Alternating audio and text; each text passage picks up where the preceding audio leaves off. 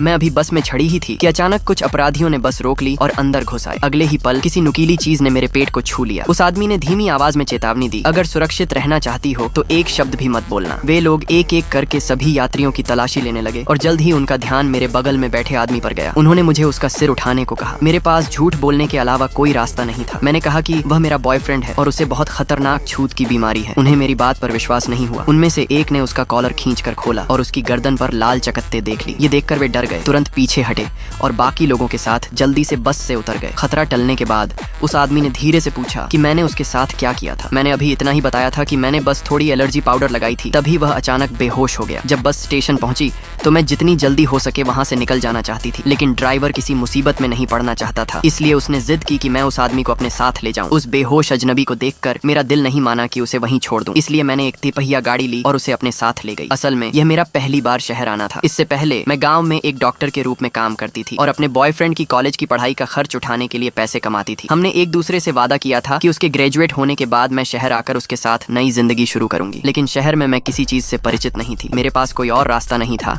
इसलिए मैं उस आदमी को अपने बॉयफ्रेंड के अपार्टमेंट तक ले गई। मैं खुशी खुशी दरवाजा खटखटाने गई, लेकिन जैसे ही दरवाजा खुला वह घबरा कर मुझे दूर धकेलने लगा। तभी एक औरत बाहर आई और खुद को उसकी पत्नी बताया। उसी पल मुझे समझ आ गया कि उसने बेहतर भविष्य पाने के लिए फैक्ट्री मालिक की बेटी से शादी कर ली थी। जब मैंने उससे उन पैसों को लौटाने को कहा जो मैंने सालों तक उसकी पढ़ाई पर खर्च किए थे, तो उसे डर था कि मैं कोई तमाशा कर दूंगी। बेसब्री में उसने पैसों की एक गड्डी मेरी तरफ फेंकी और दरवाजा जोर से बंद कर दिया। मैं जमीन पर बैठकर बहुत देर तक रोती रही। फिर कुछ देर बाद वह आदमी अचानक होश में आ गया। मैंने जल्दी से अपने आंसू पोंछे और उससे जाने के लिए कहा, लेकिन उसकी बजाय उसने अचानक मुझे अपनी बाहों में खींच लिया। तभी मेरी नजर उसकी कमर के पास एक गंभीर चोट पर पड़ी। कुछ ही देर बाद वह फिर से बेहोश हो गया। कोई और रास्ता न देखकर मैं उसे एक छोटे से होटल में ले गई। अपने वर्षों के मेडिकल अनुभव की मदद से मैंने कुशलता से उसका इलाज किया। अगली सुबह जब वह जागा तो उसने दिल से मेरा धन्यवाद किया। जब उसे पता चला कि मेरे पास शहर में रहने के लिए रेजिडेंसी पेपर नहीं है और मैं यहाँ नहीं रुक सकती, तो वह कुछ देर चुप रहा। फिर अचानक उसने पूछा, क्या तुम मेरे साथ नकली शादी करना चाहोगी?